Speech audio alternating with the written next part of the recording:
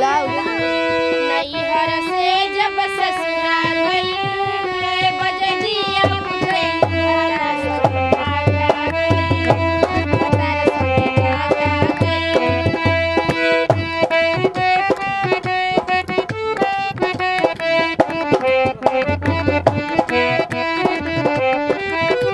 लाजो न लागे तो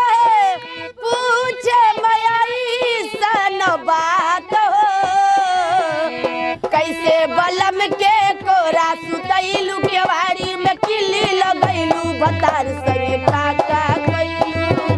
भतार संगे काका कैलू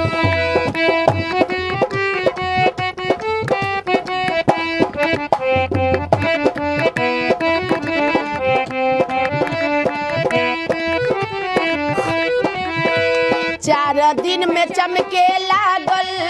चेहरा पे लाइट फ्रीजर में सैया जी के नहाइले बेनाइट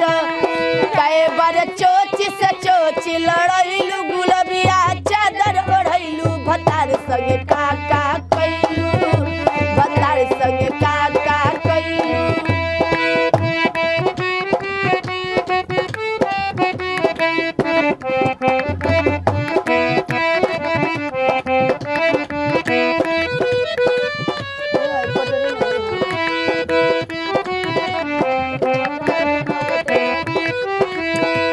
पहले से ज्यादा तो हर